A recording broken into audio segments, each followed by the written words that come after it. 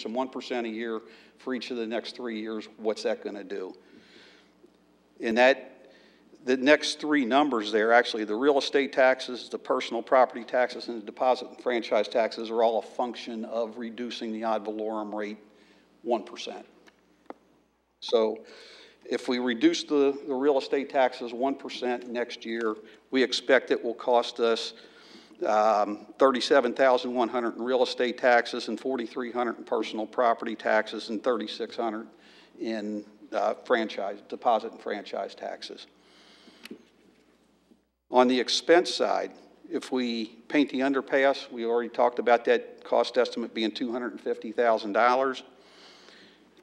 We also talked at that visioning session about trying to do something to increase our enforcement of housing codes and just try to clean up the city a little bit. We built in the cost, or an estimated cost, for 2 part-time code enforcement officers, and that's what that second number, the $42,000, is. We also talked about putting the Erlanger Housing Development Corporation back in some kind of a operating status.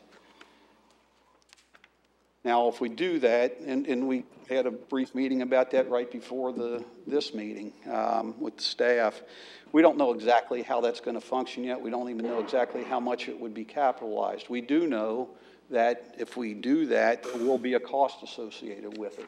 And depending on how aggressive that program is, it could be a lot of money, it could be little.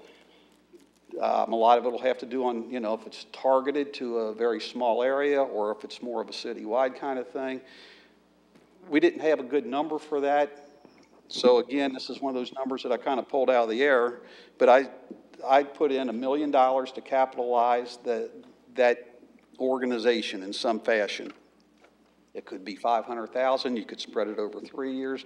It could be $200,000. You all need to, decide what you want that program to be after it's developed and how much you want to fund it. I can tell you just from personal experience, in Covington and Newport primarily, $1 million doing that kind of a program doesn't go all that far. It just doesn't. It depends, and again, if you're, how much you're subsidizing different projects or whatever, but they all cost a lot of money. They just simply do. So are you thinking that $1 million wouldn't have a significant impact? I don't know. I mean, it depends on the program. And if we could subsidize it with grant money or... If we look at a house to buy, it's going to be on which side of the city it's going to be on. If it's going to be a $300,000 home we're going to buy, or is it going to be a $100,000 home? It really depends on what we get into, because I don't know if you've ever seen the list of foreclosures that go on in this city. I've seen it, yep. And there's a lot, so... There's not that many in Erlanger anymore. Yeah, one or two a week. Well, I can see the Fannie Mae Well, home pay properties all over the place. Master commission. Foreclosure in the city of Erlanger than you realize. There might be only 2 going on a month for sale right now, but there's a lot of houses foreclosed in Erlanger. So if we do all those things, and that's what we said, if we do all those are all the changes that I had notes on after that visioning session, and maybe there were more, and I'm sure there's more need, but if we do all of those things at the end of each of the fiscal years, at the end of fiscal year 17, we'd be down to $3.3 million in undesignated reserve, $1.4 million at the end of 2018, and we'd be negative. We'd be upside down by the end of 2019. So we'd have less than the 30% reserve that's been designated. Before I move on to the other spreadsheets, are there any questions on how this spreadsheet functions, or, yes, ma'am? I don't have any questions, but I have a comment. I really don't like when I see the estimated revenues going down and our expenses going up. I think we really have to be careful with this. We're talking about how our people are not paid as well in Florence, Edgewood. I know that for a fact. I meet policemen that are from Edgewood. Oh yeah, I used to be from Erlanger, but I had to go here because they pay more. I don't like to hear that. I mean, I want our city to be the best, #1. And if we just say, okay, I mean, I would love to lower taxes. I would like to have a lower tax bill myself. But it scares me because things are going to get more expensive. And here's the other thing, too. Think of it from a citizen's point of view, like if I get my tax bill, and you lower my taxes. And then 2 years later down the road, all of a sudden the expenses are going up. We're not getting the revenue we're supposed to get. Now I got to raise those taxes. That is going to be hard to do. Sure. I would much rather just stay where we are right now on the taxes and wait and see what happens to the revenues, because that's scary. Well, And like you said, things can happen just like that. I mean, look at the stock market. It's Oh, God, no, I Crazy. don't want to look at that. I know, but I'm not making any suggestions at this Oh, I know point. you're not, but I'm just trying to saying this present, for everybody present here the tonight, facts the best we please have them be at this very point, so careful you with all what can you make do an with our money. educated I mean, I'm proud of decision. the fact that we have worked hard enough to get ahead, you know, Sure. to where if something comes along that we need to do. And I always tell citizens, if you want service, you got to pay the taxes. You know, you can't have all these things going on, all these wonderful things. And I would just hate for us to get down the line to where you say a negative numbers here. Yeah. So we have to be very, very careful. I mean, as much as we would love to give Totally our agree with citizens that. a break, I think we have to consider the services that we also give them, and I'm all for this codes thing. I was thinking about that again today. We need to get more codes enforcement. We got all these laws out there, and we can't enforce them because we don't have the personnel to go out and say, hey, you've got to fix this and fix this now. And I just don't like to see Erlanger going down in any fashion at all. Vicki, on these numbers, that reflects all the things together. Yeah. And the biggest chunk is the insurance premium, which we don't recommend at this time. So Yeah, if you well, take and that I part saw out, that it's a lot tonight when I better. went through all the stuff that you sent us. I saw that, and I thought, oh, I definitely don't want that. Taxes, on the other hand, it's a little bit scary because I think we have to be really, really careful. Bear, No? bear with me just a minute, and when we go to I want to spend just a few more minutes on the other 4 pages because we took some variations of some of these possibilities, just so Okay. you could see what, you know, different combinations might do. And we can change those up as, you know, however you want to see them. That's fairly simple to do with the spreadsheet, so. Were there any other questions on the format or how this thing's working at all? Okay. On the second page, and the other pages won't take near as long because it's basically the same format all the way through. All we did was change what, you know, the revenue items or the expense items that we would implement. If we change only the insurance license fees, we don't do any of those other expense changes, whatever. If you look at the very bottom line, we drop down to $182,000 in undesignated fund balance by the end of 2019. I mean, so that gets pretty skinny pretty fast. The third page, and there's, if you look in the middle of the page, it kind of in the bold, it kind of tells you what's changed on each of these different scenarios. So on the third page, if we change the ad valorem tax and paint the underpass. So in other words, if we reduce the insurance or the real estate taxes by 1% each year and paint the underpass, then the numbers drop from the current $6.3 million down to about $1.4 million by 2019. If, on the fourth page, if we do the ad valorem tax, hire the code officers, and paint the underpass, we go from 6.3 down to almost 1.3. And then the last page, I can't remember what it was. If we do the ad valorem tax, hire the code officers, paint the underpass, and fund the housing corporation, then we go from 6.3 down to 294, 295 by the end of 19. So those are just, you know, and there's no magic to why I selected those. We just tried to get some different variations to give you an idea. But So that's if you do $1 million on $1 million is nothing today. I know, I mean, I know. absolutely nothing. But, I mean, that's. I'll take it. No, but I mean, in today's world, Nothing to me. sorry, Greg, it's not gonna get you far.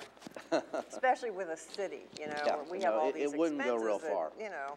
Mr. Engelman, can you remind me, I think the only time that I've heard it was in the newspaper, what's the total impact of Toyota?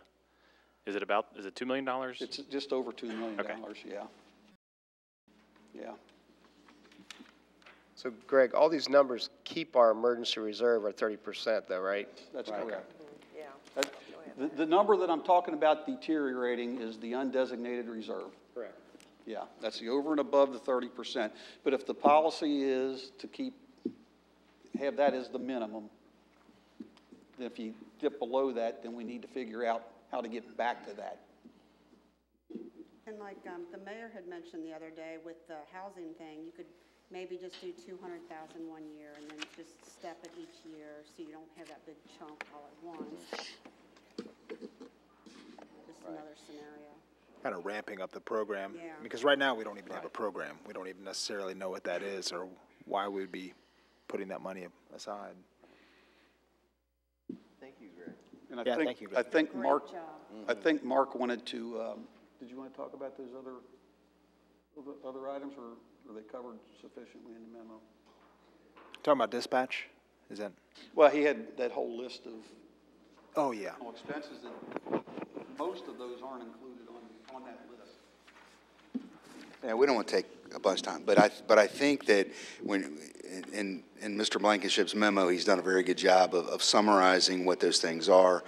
We do have another sheet that Mr. Viox and Mr. Bogart put together about the capital projects with some infrastructure things that actually have some cost. I'll be more than happy to share that with everybody if they'd like to see it. Some harder numbers. But I'm going to say this about the radio system. If in fact, in April of 2018 is the county's goal to go live with this radio system. Doesn't make any difference whether we keep dispatch or we go with county. It doesn't make any difference. We still have to buy the radios. They've already told every city in Kenton County that.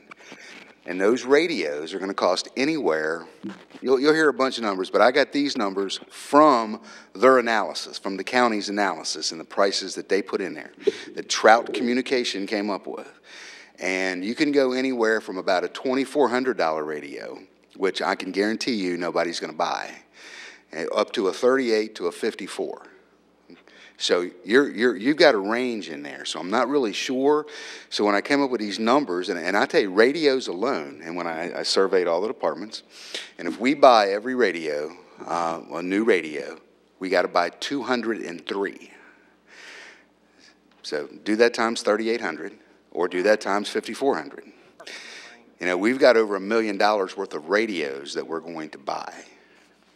That doesn't have anything to do. The updates to our dispatch center are only going to be somewhere probably in the area about $500,000, which we've got enough 911 reserve money that we've been putting aside, all the cell phone money we haven't spent. Since we went on our own, that 911 cell phone money has been put into a fund, and it has sat there just for days like this. So that cost is going to be there. And county, from all the conversations that I have, they seem really intent on getting this done. It's one of Judge Knuckleman's main projects. He wants it completed before his term, and it's probably going to happen. That one is. So, and that's one we're not going to have a choice on. So and every city in Kenton County is going to be the very same way. Now, can we probably cut down the number of radios that we buy? Probably. We can probably do that. That's worst case scenario, but that money's still going to have to be there.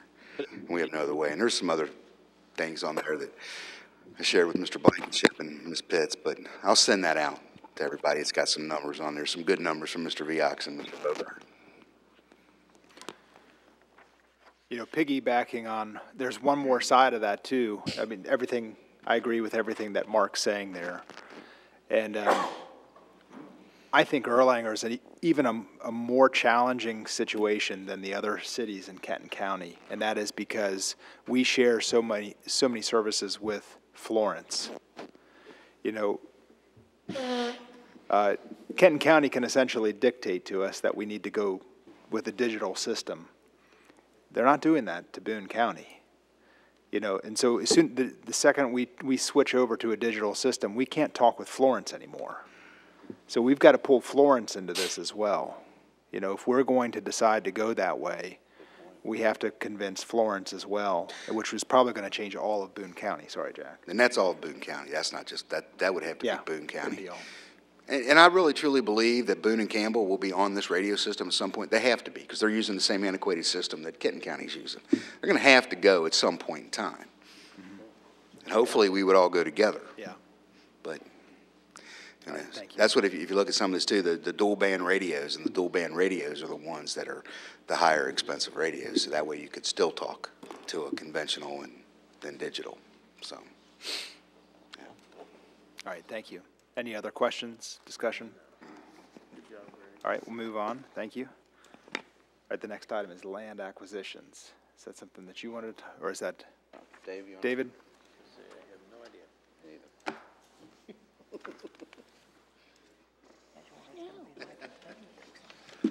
Sherry's going to pull up these two areas that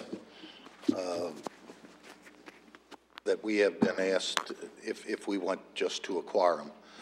No cost to us. They're just donated. Basically, they're hillsides. This is a piece of property that is on Dulwick Drive. The building you see up there is the Convergys building. Right past that is the Wild Flavors building as you go further. This is about 10 and a half acres of property. It's basically hillside trees owned by the Wilmhoff family, parents, I guess, who passed away, and they just asked the city if they wanted us, if we would take it. They'd just give it to us for green space. Thank you. Yep. Thank you. Yep, thank you. What's that? Thank you. Thank you. Okay. Oh, wait, Well, we don't want it to become an old Erlanger Road. What are the chances that that hillside's gonna fall? Well, that was kind of my question, Patty. Thank you for Oh, asking that. jeez. I mean, what's the cost of maintaining it if we I take mean, it? Mr. Bogart could talk probably better than I, but these sorts of things typically don't cost much to maintain. I mean, it's not grass you have to mow or nothing. If a tree Yeah. falls, it falls. It's, it's just the same as it's been there forever. But it's a state-maintained road. It's not a city road. Yeah. So There's no utilities running through the property. there's just there's no utilities. It's just at the bottom of the hill there. You can see there's a creek that runs through there, and the property's undevelopable, and so nobody wants it. About 10. Yeah. Vicky suggests we drill for oil on So it. we did an oil well there. After we accept it. It's, Coal it's, mine. Well, that wouldn't bring you as much right now. Not saying big, just that I wish. We did after we accept. So is this something that would require, would this require an ordinance? no. We would I just don't- say yes. So basically, you're just trying to get the feel from council. Just basically, anybody just had to any let concerns. council know if they want to take it, then you sign the paperwork. Okay. We're just deeding it over to her. David, what you didn't say is this is in the area where there is a long-range plan to have a hiker-biker system down That's in the correct. Doe Run Lake area. Not Doe Run Lake, the SD1, the Dry Creek area. Yeah, down at the bottom at this creek, they've talked about Goes all the way having to the some Ohio River. paths and stuff go through there. I remember that, Yeah. Oh, yeah. long time ago. Well, Okay. geez, that'll be some thank you note, won't it? Yeah. Jerry? Yeah. Good old All right, so, is there any objection among council? No? Okay. All right, thank you. The next one is if you remember, it's out there in the Sherborne subdivision. We in the past, when Dries develops these properties, they're hillsides, undevelopable property. In the past, we have taken them. They, again, what you see there highlighted in the yellow, they have asked us to take. It's about 3 acres of ground, another hillside. There is some easements going through that. again, to the maintenance issue, there's some that we've built that have trails through them. Isn't that correct? Yes. This is, yes, the Twin Ridge. Yeah, there's overhead easements on that. Yeah. Nothing really can be done. It's nothing that can be developed again. It's just property that's undevelopable. It assures that it stays green and. Go for it. Is, so these people that's properties abut it, the part that's, would we have to maintain that part? Well, there's not any maintenance to it. I would assume that these rear yards, Jim and Rick could speak to it better than I, probably just go into it. Now, if a tree from this property were to fall over to somebody, into somebody's property, we would probably be responsible to go in there and remove that tree. But Fix their fence. that doesn't happen very often. I'd say do it. It's green space. Yep, green space. Right? Any questions, discussion? Go ahead, Renee. Breeze is giving it? Yes. He always does. We can't do anything with it. I'm reading her mind. That was my only question. Breeze is giving it? Before we got rainbow. Okay. Dries has given us a lot of property out there. Right, yeah, they gave us the property on, That's what I where gave. Lakemont Park it, or Right. Rainbow Park, right? Rainbow and Flagship. Yeah, Right. Flagship Park, thank you. yeah, Flagship. Are there any object? Because Flagship Park, because Tom and I were on the park committee, when they donated the land, the people that's land, did they end up getting more property out of it? Do you know, Tom? Okay. They did not, okay. It was our side of the street, that Arling House, they gave us the green space to go on Right. our side of the street. But the mayor can just sign these? Yeah, is that, if there's no objection, then we'll move on to the next. Okay? All right. Thank you, Dave. Thank you for the present, David. Thank you. All right. The next item on the agenda under Codes, Building, and Zoning is the open seat on the Board of Adjustments. JD, is it okay if I talk about that? Absolutely. I've given everybody a kind of a quick summary. As a lot of you might be aware, that there's a seat that's sat largely vacant for over a year now. And, you know, part of the issues that the Board of Adjustments has is when it's a five-person board and only four are showing up on a regular basis, if one of those guys gets sick or has to miss for some reason, you know, they're right on the verge of, you know, having a quorum to be able to conduct the meeting. And then on top of that, you know, if there's four guys, there can be a tie versus five. You know, we've always got a tiebreaker. So trying to fill that seat, I wanted to make the recommendation we appoint Mr. Rob Newhouse, who's here in the audience this evening. Hello. Hello. I'll go over this briefly, what I've given you.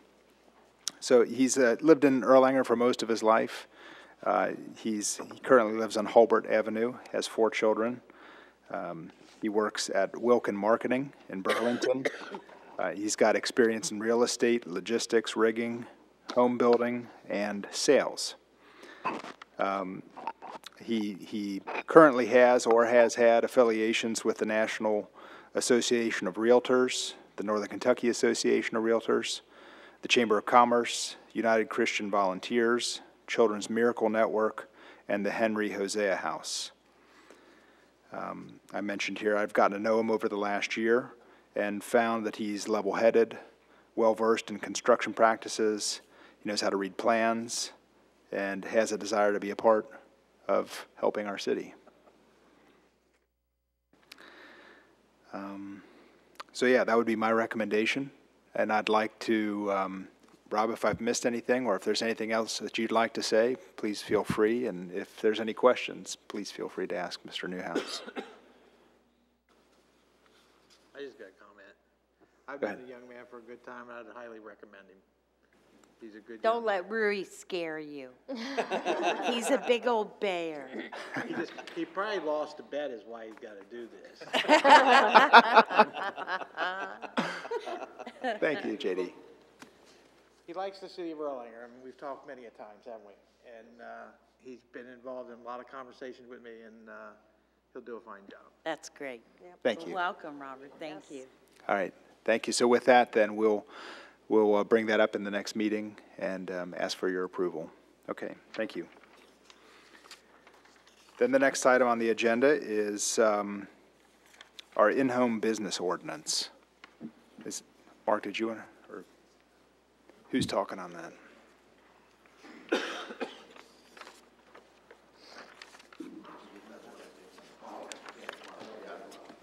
Just wanted to make sure y'all had a copy. More people are working at home. It's just that simple. And I mean, we could think about the number of businesses that we know of that exist within the city that people are actually working out of their home. And they're working out of their home legally. But there are some other ones that maybe aren't that way under our zoning that exists today. And I believe a couple of those things have come up, and I think, staff does, and we've met with the attorneys and the mayor. We need to make some changes to this if we want to stay on top of it. One of our neighboring cities, Taylor Mill, has done this just recently, and there's some things on there. I think the thing that we really have to be careful with, what is it that we want to make sure does not come into a neighborhood? We can all say those things. So I think, and right, we don't want, yeah. And we don't want to turn our neighborhoods into commercial neighborhoods, but we also, don't want to hinder people being able to work from them. The internet today and everything is done pretty much that way, and there's a lot of opportunities there for people to make a living and do some things. So we don't want to hinder that either. But we got to be very careful how we frame this and what we do. So I think we don't have any recommendations to you right now. I know Mr. Gatlin has this information. We've had a couple meetings on it, but we kind of wanted to make you aware of this tonight, that we really want to move forward and do some changes with it, and maybe thinking of some input about what this could look like. The number of employees. I mean, you all just got an email this week from somebody in one of our neighborhoods that said this person is running a business out of their house. And by the way, they're not. Right. Just so everybody knows, they're not. But they're running a business. They got these trucks that are sitting out here at the curb, and they're parking. And those are the kind of things that we truly don't want to have, and we don't want to have. Can I, while you're on that, I'm sorry to interrupt you, Mark. Okay. I did get an email today and a photograph in front of that house that the trailers are all moved out, and the person next door who made the complaint is very happy and thanked Erlanger for taking care of the issue. So the code enforcement did its job here today. So thank you. Sorry. Was that after 12 o'clock? Was The email? was the email after 12? No, I mean that they moved everything, because I went past there before then, and Okay, I think we've gotten mixed up here. I think the mayor's talking about Lafayette, and that's the email we got. The other one was over in the Misty Creek area. So I think there were two going on. So the Misty Creek was the business one. The other one on Lafayette was the junk in the trailer. So I think those got a little confused in that one. Well, we did get one. okay, I wasn't talking about. I'm the Lafayette. confused one. Okay, all right. Yeah. He told me that. That person does have a business, by the way, but that person also had a place to store those vehicles and the boat. And he lost that place, but he's in the process of getting another one, so those will be moved very shortly and be done. But that's something that we all need to talk about. I mean, I'm telling you, they're public streets. You can't restrict that except with the ordinance that we have saying they have to be moved every 24 hours. But that doesn't stop me from getting in my car, driving around the block, and parking it back there again. You know, we deal with this a whole lot with neighborhoods and people complaining. There was just one over on Bartland just last week, well, this car parked here all the time. Well, it's your neighbor's car. But even if it wasn't your neighbor's car, it doesn't, they're public streets. So restricting that parking, except the fact that we say we have to have them moved every 24 hours, our hands are kind of tied in how we do that. So we want to make sure, I believe, and David, correct me if I'm wrong, but Taylor Mills even says that you can't use the public streets, right? Or did it say that, something like that? I think there's even said that the parking, that if people are coming to your house to conduct business, you cannot use the streets. I don't know how you enforce that one, but I think that's what it says. Yeah, so I'm not sure. Frank, do you know? Yeah. It's the zoning. It's the whole zoning part of it. So I don't know. I mean, so it's a very, very delicate issue. I think it needs to be addressed. I think we need to really be careful in how we do it, because number one, the types of businesses, and then what we want to allow. And we've talked about how do you allow employees, clerical staff. Let's say, for example, you're an attorney and that you're running your business out of your home. Could you, in fact, have a paralegal, administrative assistant, some kind of secretary that was doing your work there with you? I don't think that's unreasonable. I would say yes to that. But how many? I think Taylor Mills even says something about you can have one clerical person there. So, I mean, there's a whole lot of things to think about. But there are doctors. I mean, we even talked about that. There were some around the country that we found that prohibited people from practicing medicine inside their homes, that it couldn't be that, so you couldn't open up a doctor's office. So if, in fact, you say, okay, you can have a business that has to be by appointment only. People can come to your house, but appointment only. Well, that would open that up. I could, put my MD schedule out there. Yeah. So another part we looked at was signage. So what kind of signage are you going to allow in your neighborhoods to advertise that business? Right now, and we looked at this, it's settled in, but I think that we're looking at the new court ruling now, Jack? Yes. Maybe? And I thought PDS was supposed to be coming out with another one. I haven't seen it yet.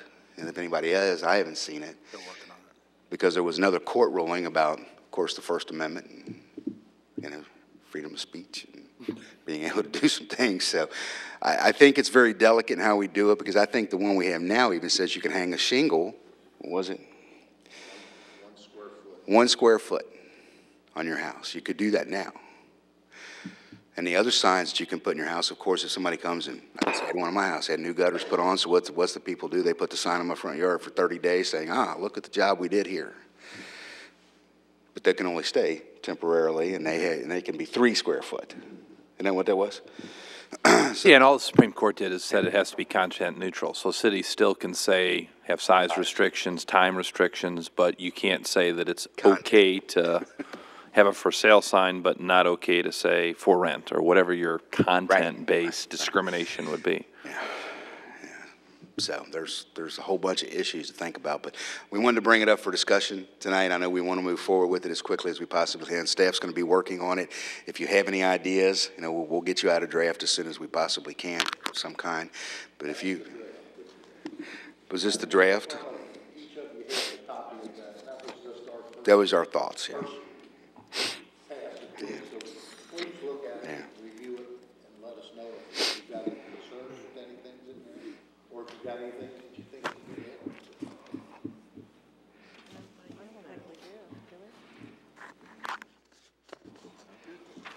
to Okay. Oh, yeah. Dave, have you provided the council with what the provisions are now? The No. existing regulation? I think that might be a good idea to know, so they know what they're going from to. That's good. All right. Is there anything else on that? No, Mayor, I mean, I know it's an Okay. issue that you and I have talked about. So, Yeah. apparently. I still have to read over it. I haven't looked at this myself yet, or the most recent here. I think what David handed you is what I gave you guys at lunch right before Christmas. Oh, okay. I think it's what it is. I think it's the same paperwork. Okay. Yeah. So then I have seen that. All right, any other questions or discussion on that item? I actually had 2 other real quick things. Sorry to prolong this anymore. We have talked, and I've sent out an email to everybody about the proposed PDS rate increase. Has everybody had a chance to take a look at that? I mean, they're talking about planning and development services, what used to be NKAPC. They had a pretty substantial jump in the increases that they're looking at. Some of the cities are passing a resolution that says that they don't support the rate increases as they're proposing at this point. And I wanted to see if that would be something that we should do as well. I'm not for it, so I definitely want to do something. It's ridiculous. Yeah. Yeah, some of those are jumping up 86%. It's ridiculous. I mean, I don't know where they're coming from. I mean, I don't know what they're thinking when they came out with the amounts. I thought you were joking when you first sent it out. I started looking at it going, there's no way. Mm-hmm. Yeah. Do we have any idea what Boone, Campbell, Gallatin, Grant, Owen, and the sixth one, Pendleton? Do we have any idea what those, because that's what Northern Kentucky is, do we have any idea what their They talked about it in the mayor's group meeting over the weekend, and they said that they've compared themselves against Boone and Campbell, and they think they've made their rates comparable to those two counties. The thing that's in the back of my head when I hear that is the cost of land generally is lower in Boone County and Campbell County. You know, and generally the cost of the land is higher in our county. You know, if we make ourselves comparable with them on the fees, then we're going to lose. You know, if they're looking at the fees and the cost of the land, they're all going to go to the other two counties. That's what scares me a little bit on that.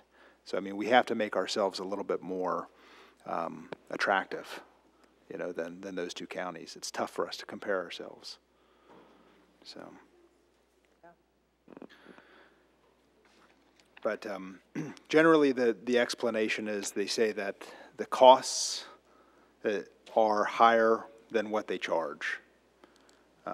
Kenton County Planning Commission pays planning and development services to do that work for them, you know. And that's another argument that's been brought up is our taxes are already paying for PDS, and now we're kind of getting double charged with this, so. I don't remember now if I had shared a draft of a resolution on that, but that is something that, if I haven't already, I'll share it before the next meeting. How long has it been since they raised the rates, do you know? That's a great question. I don't know offhand. I'm sure they're going to use that as a reason for why it's so drastic, is why I'm asking. I think they said 5 to 8 years Saturday. It was five. It was either 5 or 8 years. I was at this same meeting on Saturday. I mean, I can see them raising it at a reasonable rate, but what they're raising at is like they're putting a gun to your head and saying, we're going to do this. And I feel that there's some that make sense, but most of them are just so outrageously high, it's stupid. No, I agree. I just figure they're going to use the length of time as an excuse to justify it, is why I was asking. Yeah, I'm sure. I just think they need to go back and relook at it. I think it's too much. Yeah, I do too. Okay, I'll get that information. And then the other one too, I received an email this evening from Joe Meyer, who is working with Northern Kentucky United, and he is he's asking cities to put together a resolution to request that the eastern bypass be studied. So this is kind of in lieu, or maybe it's in conjunction with the work on the bridge. The thought is, I've been hearing rumors. taking a lot of the traffic off the bridge may help defray some of those costs. Completely. Well, yeah, I mean, I guess the argument at this point is 25% of that traffic doesn't stop here anyhow. You know, a lot of the trucks and the through traffic and the travelers.